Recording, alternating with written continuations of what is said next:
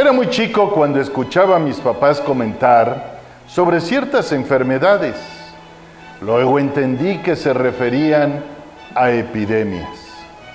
Decía mi papá que mis abuelos en su travesía por barco de España hacia América, con destino a Perú, una vez llegaron a Cuba, fueron desviados a Veracruz a causa de una peste a principios del siglo pasado. La peste bubónica afectó a gran parte del mundo en la primera mitad del siglo XX. Mi mamá me contó que en 1918, casi una adolescente, vio que llegaron a su casa 3 ataúdes. Era la época en que la gripe española azotaba y asolaba comunidades enteras. Llamada así porque la pandemia ocupó una mayor atención de la prensa española que en el resto de Europa. Aunque temerosa que pudieran ser sus padres, se enteró, también dolida, que era uno de sus hermanos.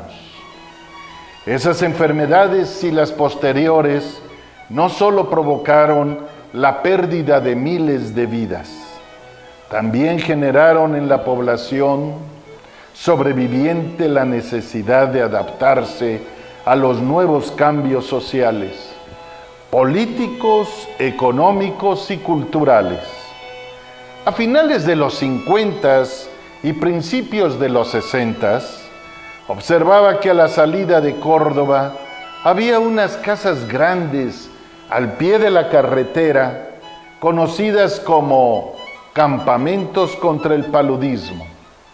En 1954 inicia la campaña nacional de erradicación del paludismo, donde estaban unos vehículos muy largos, tipo Land Rover, de color amarillo intenso. Ahora se identificarían como amarillo Caterpillar, estacionadas en los patios. Recuerdo también verlos circular por aquellos transitados caminos del sur-sureste que formaban parte de la Red Nacional de Carreteras de México. Los campamentos tenían unas antenas enormes para comunicarse por radio, más altas aún que la de los radioaficionados. Se observaba actividad constante dentro de esas instalaciones, ya que en la lucha específica contra la malaria se logró hacer en los habitantes de la zona donde se combatía ese mal conciencia antipalúdica, manifestándose en los informadores voluntarios formados por miembros de la colectividad que colaboraban en la Secretaría de Salubridad y Asistencia, cuya misión era notificar los casos sospechosos para que fueran estudiados y atendidos con eficacia.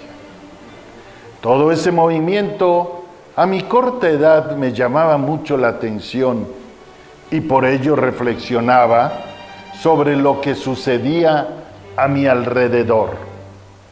Se me agolpan las imágenes de aquellos ayeres, con esas personas y sus equipos de fumigación, tanques de metal pesados al hombro, mascarillas y lentes tipo soldador. Según la Secretaría de Salud, Veracruz es un estado donde el paludismo es endémico debido a diversos factores que lo hacen una zona de riesgo para la transmisión, entre ellos las condiciones climáticas y la migración humana. México sigue logrando grandes progresos en la reducción de su carga de esas epidemias.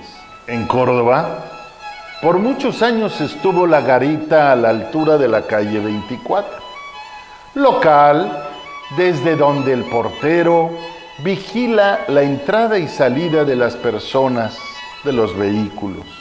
En la esquina se hallaba una casona con tejas, elevada por una escalinata con peldaños de 3 o 4, muros gruesos, arcos de medio punto y en el patio trasero unos frondosos tabachines.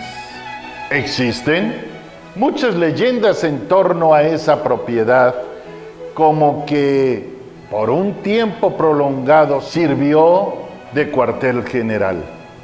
Lo que a mí me consta es que allí vivieron mis abuelos paternos en los años 50. Luego, uno de mis tíos con su familia y tiempo después, en los 60, mi querido hermano Juan José instaló su despacho de arquitecto. Para ese entonces, la garita se cambió más allá de la Y de la avenida 11, entre Dos Caminos y Santa Lucía. Era una caseta, para ese entonces moderna, ovalada, y si no mal recuerdo, forrada con azulejos blancos y negros, que también hacía las veces de un control antipalúdico. Adelante estaban aquellos campamentos mencionados anteriormente. Asimismo, recuerdo un campamento muy grande situado en Los Tuxtlas, en una curva prolongada a la salida de San Andrés con dirección a Catemaco. Casi 15 años después, cuando me preparaba para realizar mi primer y ansiado viaje transatlántico, México-Europa, uno de los requisitos para sacar determinadas visas era obtener en las oficinas de salubridad en Tacubaya, en la Ciudad de México, la cartilla amarilla de vacunación, donde se certificaba que uno estaba protegido contra esa serie de enfermedades, requerida por algunos países europeos para permitir el ingreso a su territorio. Hoy en día hay un cuidado especial, vacunas, para visitar ciertos países africanos, como medida de protección al viajero. Siendo responsable de la promoción turística del país, en el 2001 asistí a un seminario de agencias de viaje en Hannover, Alemania, auxiliado por el director del CPTM en aquel país teutón.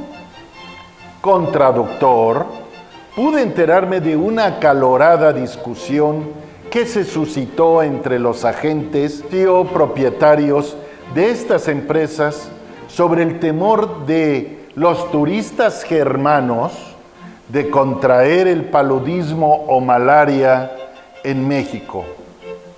Un propietario alemán de agencia de viajes y de profesión médico tomó la palabra para informar: señores, yo viví recientemente y por largo tiempo en algunos países sudamericanos y les aseguro que la transmisión de la malaria actualmente está controlada en el continente americano. Es más, quisiéramos comer, en vez de alimentos congelados, tan saludable y fresco como allá. Frutas y verduras recién cortadas y el pescado de las redes a la mesa. Como médico, también puedo afirmar que en México existe una rigurosa inspección sobre el manejo de esta enfermedad. Hay quien ahora se pregunta: ¿qué futuro nos espera después de esta pandemia del COVID-19? ¿Qué tipo de campañas se implementarán para combatirla? ¿Regresarán las cartillas de vacunación o se registrarán a través de una aplicación? Mexicano diseña chip para detectar COVID-19. Con los años, Las nuevas generaciones hablarán sobre el coronavirus y las mascarillas del año 2020, histórico para la humanidad. Como hoy nosotros recordamos la epidemia del paludismo de mediados del siglo XX. Pero yo, aún consciente de la situación, agregaría: la vida es una preparación para el futuro.